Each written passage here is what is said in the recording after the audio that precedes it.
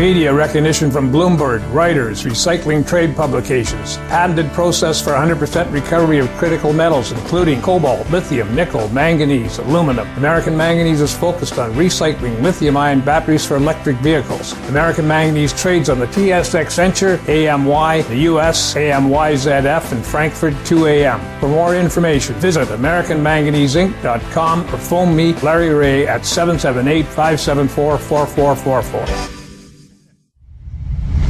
You're listening to HowStreet.com radio, available online at TalkDigitalNetwork.com. Welcome to HowStreet.com radio, the online source for market opinions. Here is Jim Goddard. My guest is home ownership consultant Ross Kay from the WealthyHomeowner.ca, Canada's authority on home ownership. Welcome back to the show, Ross. And thanks for having me back on, Jim. Ross, a series of questions today. The first one, a poll was released stating that affordability was driving home buyers to look outside Ontario for a home. How would you answer that? I know a friend who bought 4 acres in Prince Edward Island for next to nothing. There you go, and your friend probably had been thinking about that for years. And I'll bet your friend is probably someone who's older. Because everything that these reports say, Jim, is designed to do 2 things. One is fear. They're trying to cause the home buyers to fear the housing market, i.e. prices are rising too quickly. If you don't get in now, you're going to lose out. The supply is low. That's the reason. Fear. And the other one is to fool politicians.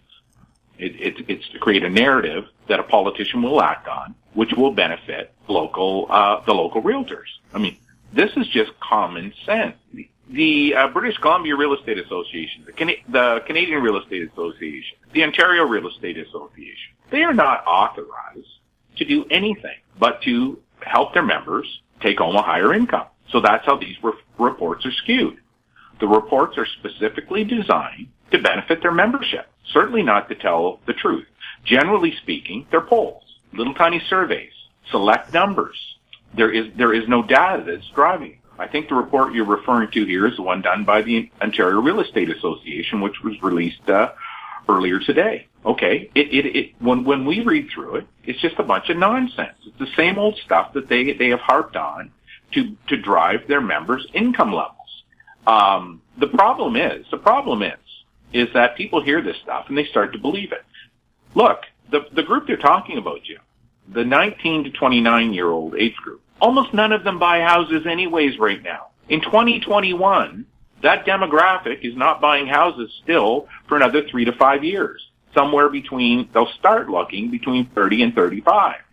And then by 38, if they're going to get into it with the property market, that's generally the period when it happens.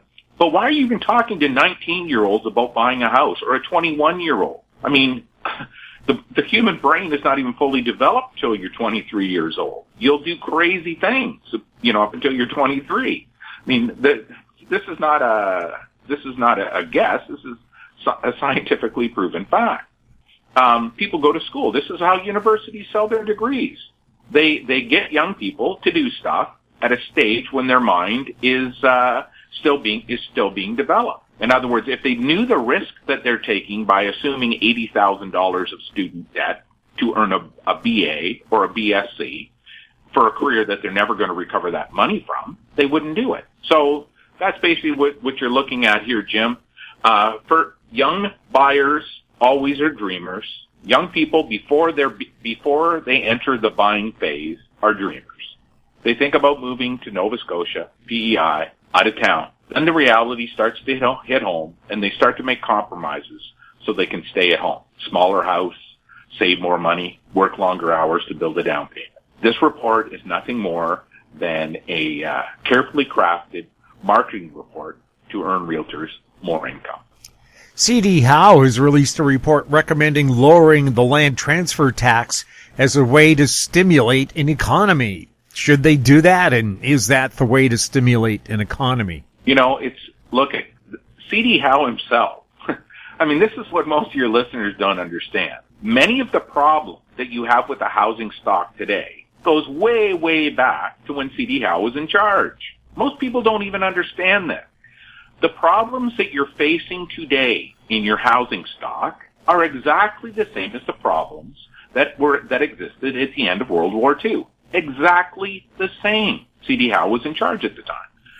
There were tons of research and solutions that were put forward way back then. Had C.D. Howe simply maintained those solutions as we moved through the 50s and 60s, in other words, if he had created policies and proven that these theories were correct, and then the subsequent governments could have kept them going, you wouldn't be in the mess that you're in today. The C.D. Howe report, Tim Hudak from the Ontario Real Estate Association sits on the board of C.D. Howe. The Ontario Real Estate Association got him on the board to benefit their members. Yet we'll see this report quoted probably 100 times out in the press without ever once mentioning Tim Hudak's involvement. Oh, and coincidentally, it's released on the same day that a poll is released that sort of boosts one report versus another. Look at this land transfer tax debate has gone on forever. Here's what C.D. Howe's actually saying. They're saying, we believe you should lower the land transfer tax because the money that people would have paid in land transfer tax is more readily used in the economy at large. In other words, you give wealthy people, $2 million home buyers, $2,000, and they're going to put that money in the economy.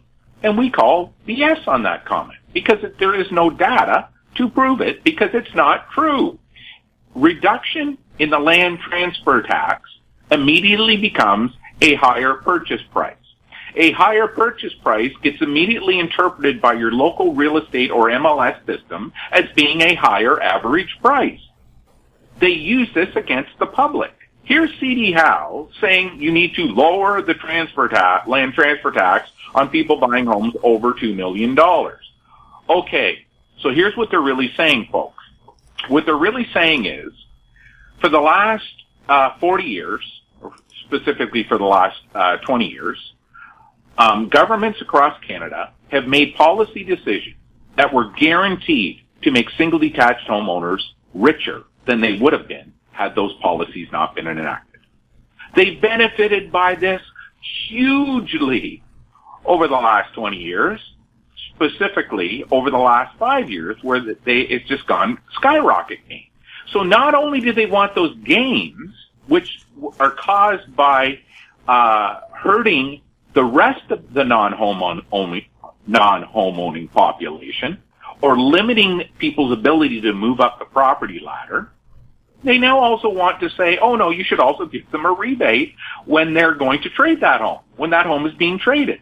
In other words, if you give someone $5,000 discount in land transfer tax, that means they can spend $5,000 more for that same home and still be technically breaking even. In other words, they're not going to pay any more for the home. Now, that's exactly how the system works, folks.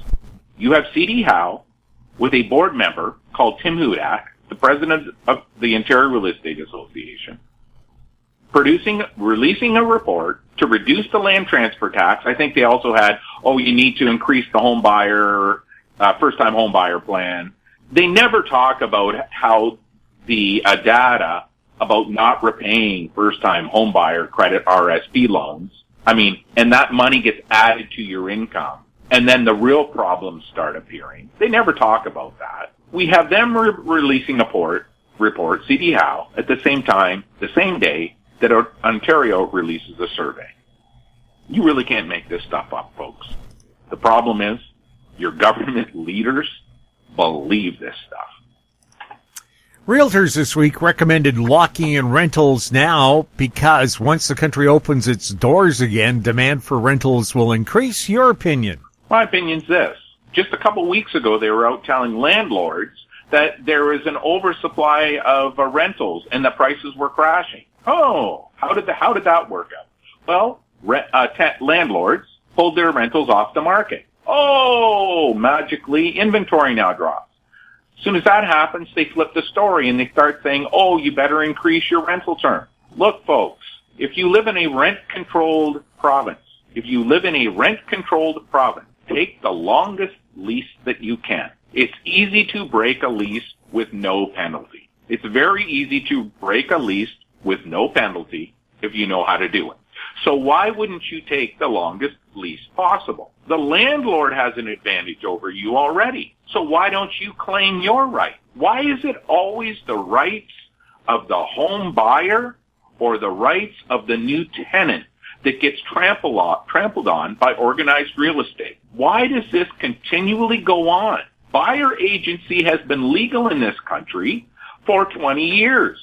And some of us were practicing it 23 years ago legally in this country. Just because everybody else didn't want to do it, that didn't mean it was an option. Here we are in 2021, they're still treating home buyers and new tenants as second-class citizens, trying to manipulate you into doing something that earns them a commission. Not once do you hear the other side of the story. I just gave you an example. 2 weeks ago, rents were falling. Or 2 months ago, rents were falling. Now, you better rush before the rental market heats up. You can't make this up. We'll have more with Ross Kay right after this. Engineer Gold Mines is focused on the exploration and development of the historic high-grade Engineer Gold Mine situated 32 kilometers southwest of Atlin, British Columbia. Engineer Gold Mines is fully permitted for surface and underground exploration with the drill program now underway. Engineer Gold Mines Limited trades on the TSX Venture Exchange, symbol EAU. For more information, please visit us at engineergoldmines.com. Don't miss out. Stay informed. Receive the HowStreet.com weekly recap with thought-provoking podcasts, radio, and articles delivered to your inbox. Sign up for the HowStreet.com weekly recap on our homepage at HowStreet.com. Welcome back. We're speaking with Ross Kay. Ross, BC Realtors announced the average house price has gone up just over 22% year to year. How did they arrive at that huge number? The MLS house price pyramid, Jim. That's what the MLS house price pyramid is designed to do. It's designed to move the needle each month without actual house prices changing. The MLS house price pyramid, okay, if anybody studies statistics and they looked at the pyramid, they would understand what it was designed to do. But I'm not going to tell you exactly how that is. Go study statistics, get the data, and figure it out for yourself. What I'll tell you is this. Every single penny of house price change in any MLS system in Canada over the last 12 months can be explained by a shift of sales and nothing to do with house price. This goes at your local community level, your local MLS level, your local MLS system, whatever the major MLS system that's functioning in your trading area. It goes to your provincial MLS systems in aggregate and your national MLS system in aggregate. There not a single month goes by where anybody can prove house prices change, because they don't. The only thing that changes is the mix of homes being purchased that month. This mix of homes follows a common pattern that has been repeated over and over and over and over again for 70 years. It just was never capitalized on the way it's been capitalized on over the last 10. I truly believe that today's economists are clueless. They have no idea what I'm talking about. If I showed them the data the way that we look at it, they would understand that they have been conned instantaneously. British Columbia's house prices did not increase 22% year over year. Each month, the sales mix changed, which your local realtors pretended was a house price change, which the following month you believed. They not only convinced you that that's something that didn't happen was true, they actively went out and listed the next property at that higher percentage price. So when you looked out at the properties for sale, it was a self-reinforcing reality. Oh, look at that. Yeah, prices really are up. This is why our $100,000 prize still remains unclaimed. House prices did not go up 22% year over year in June across British Columbia, and anybody with a calculator should be able to figure this out. They published their own statistics. Look, folks, the share of sales provincially in British Columbia last June and this June, so just in this single month, there were an additional 1,400 sales, or 1,360, in the Greater Vancouver area. Okay, so across the province, there were only 2,800 extra sales. 1,300 of them were in Greater Vancouver. Another 500 of them were in Fraser Valley. Now, the rest of the houses in the province didn't pick up their foundations and walk their houses to Greater Vancouver or Fraser Valley to become worth more money. But the buyers who were purchasing in this month of June, that's where they were concentrated. And wherever they're concentrated, it's a heat-seeking missile, because that's where the most price pressure is in that month. There are literally thousands of instances like this each month across the country. They happen in every city, every community, every neighborhood, and every category of home that exists in that neighborhood. It's why there's not a single of the 150,000 realtors in Canada who can claim a simple $100,000 prize. They don't even have to claim it. They could call House Street up and say, hey, we can prove that Ross Kay is not telling the truth. We can tell that he's a fraud. They can't do it. That's why they don't do it. Because if they do it, we would destroy them. Because house prices don't change in a month. They didn't actually go up 22%. What happened was your local realtors told you they did, and you believed them. And a year later, they're now reporting an extra 1,300 sales in Greater Vancouver, an extra 500 sales from Fraser Valley, of the total of the extra 2,800 sales that increased in British Columbia.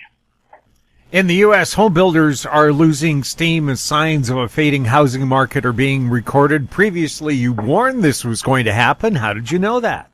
How do you know this? Look at it. Because it's cyclical, Jim. Okay?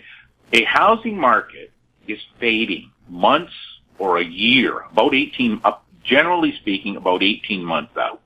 You know, generally speaking, 18 months out when the market will start to slow. Now, as you get closer to that date, your accuracy starts to improve. In other words, the government can put a little change in that may offset that by as much as 6 months to a year. And if they put another change in, it's going to offset it again. But if everything remains the same, you know basically when it's going to end. So when you're hearing that new home builders are losing steam, it's because the buyers are exhausted. This is the same reason that you had universally across every MLS system in North America now reporting magically, sales are starting to decline. There has been no time, Jim, in history where every single MLS system in North America all started to decline at the same time. Not a single time. Not even the Great Depression or the Great Recession did this happen with universality across all MLS systems. But it's happening today. Why? It's because that's what the MLS system was designed to do. The MLS system was designed to capture false house price gain and report that false house price gain, which would re-stimulate the market. Well, a market reaches a point of exhaustion. A market can reach a point where it recovers. In other words, it's not totally out of breath. It's still breathing. It can still take a few more steps. And if it takes a few more steps without getting busier, maybe it's going to be able to go on a little bit longer, and it may even be able to get a little bit stronger. But if it goes at a rapid pace until it's fully out of breath, it stops. And that's when a housing bubble is your first signs of a housing bubble collapsing. So in the U.S. housing market, because builders build on spec in the USA, where in Canada they don't, where a high volume of single detached homes are built in the United States, when virtually none are built in Canada, this is an outcome that's first seen in the new home builder market. In Canada, it's just the opposite. You see it in the MLS, the existing home market, and that's including cities where new builders were commanding a share of the average selling price without your local realtors telling you that's what was actually going on. In other words, they outright misled the public. So the reason why we said that the new home builder, this was months ago, we said new home builders were going to start to slow, was because the American market is structured different than the Canadian market. Now, will their policy changes that are enacted re-stimulate American builders this fall? Well, time will tell. We're going to see what they're going to have to bring out. But when they bring it out, you're going to know what's going to happen. The same way as you know what's going to happen with the Canadian housing market that far out. Even when COVID hit, all we know right now is we simply removed that year from the housing market, and we are right back to where we were February of 2020. That means that you knew way back in 2018 what was going to be recorded after Q2. It's beginning in 2Q and after 2Q of 2020. That we just put the market on pause. The pause button's been let go, and things are going back to the way that they were. Quebec and Montreal home prices rose in June, but sales fell. This pattern is being seen across North America. Why is this happening all at once? Well, it goes back to what we said in the previous question there, Jim. All MLS systems function the exact same way. They all function the exact same way because they're all designed the same. The system came out of the U.S., was shared across all the U.S. and all of Canada, and all these systems are designed to do the same thing.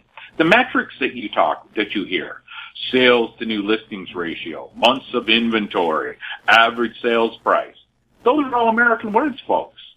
None of those were created in Canada. They were all created down in the United States of America. And then they came up to Canada by the Canadian Real Estate Association, at first innocently, but then they were weaponized against the Canadian public. Look, this question in itself is self-explanatory. If you go to the Canadian Real Estate Association's own website, so go to CREA Stats, Canadian Real Estate Association, CREA Stats. Google it and then go there. So on CREA's own website, under CREA Stats, not a single data point exists for Quebec. Not a single real estate board in Quebec is listed.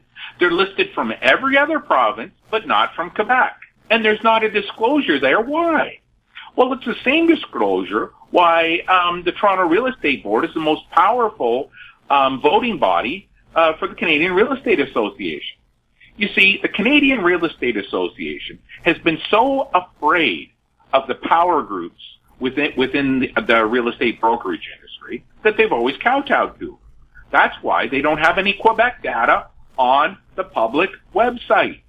You have to go over to Centris, or their new organization now in Quebec, to find your monthly sales. Now, don't you think one bank economist in Canada would have questioned over the last 40 years why the Canadian Real Estate Association at least doesn't publish whatever the Centris in Quebec tells them to publish? Why is it only Quebec's data that doesn't show up? Why does Quebec's data require so many asterisks in the CREA reports? Why does the Canadian Real Estate Association only help out Centris or the Quebec Real Estate Association? Why does it only help them? Why doesn't it treat OREA with this respect? Well, because in Ontario, the Toronto Real Estate Board has more power than OREA does. And in Vancouver, the Vancouver Real Estate Board has more power than BC CREA does. And in Alberta, the Calgary Real Estate Board has more power than the Alberta Real Estate Board does. It's all manipulation, folks. It's all just manipulation of the data to allow commissions to be earned by the members. So, of course, when home sales start to fall, the average price will be reporting the greatest year-over-year gain. Prices will still rise initially as sales begin to fall. Why? Well, there's not enough first-time buyers in the market to keep the sales growing. When the first-time buyers leave the market, the average price skyrockets. It reaches peak price, and then the damage starts to happen. And if you're not getting the right information that tells you when that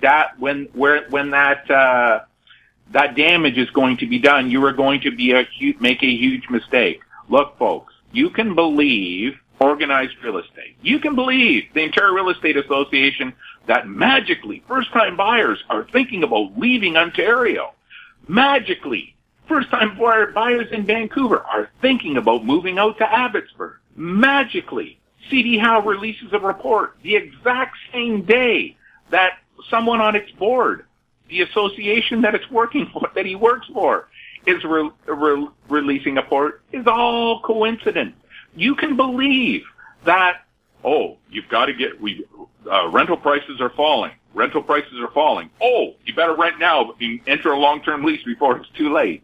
You can believe that is just a coincidence. You can believe the British Columbia real estate prices have risen 22% when I just told you how that con happened just in 1 month in June, let alone how I can show you every penny from last February right on through till today. You can believe that it was just a fluke that we said the USA home builders is going to come off the record pace and remember, it was only 2 months ago when they were reporting record sales for new USA home builders. And now it's, things are magically slowing. Look, folks, you can't make all this stuff up, which is why we come on the show. And if you are going to ask an agent for advice, you're in trouble. It's why you need to ask an advisor. That is a sales pitch. Okay, that is a sales pitch. But it's also the truth. I have just demonstrated at least 20 examples of how you're manipulated. All of this manipulation builds into a housing bubble. A housing bubble pops. A housing bubble pops. A recession happens. Huge financial damage is done to people that was not needed to happen. This, especially in this circumstance, during a pandemic, when everyone worked together to try to keep others safe in this country, that you were used and capitalized on by organized real estate is unethical. And if I was saying anything that wasn't true, you would have to ask, why don't they come after Ross Kay? Why don't they come after Ross Kay? Why aren't they here sending letters from their legal team? Because I used to get lots of letters from their legal team when I was a member of organized real estate. And the second I quit, they stopped sending them. Why? Because when you know the truth is power. And when you are ready, willing, and able to expose the truth, those who don't want it to get out there are afraid. Ross, thank you so much for the update. Thanks for having me on, Jim. My guest has been home ownership consultant Ross Kay from the wealthyhomeowner.ca. If you have any questions for Ross, he loves to answer them. You can send them to info@housestreet.com. Find us on Twitter @HouseStreet. Our YouTube channel is Talk Digital Network. We're also on Facebook. I'm Jim Goddard. Thank you for listening. Comments made on HouseStreet.com radio are an expression of opinion only and should not be construed in any matter whatsoever as recommendations to buy or sell any financial instrument at any time. Available online at TalkDigitalNetwork.com. HouseStreet.com radio is a production of House Street Media Incorporated.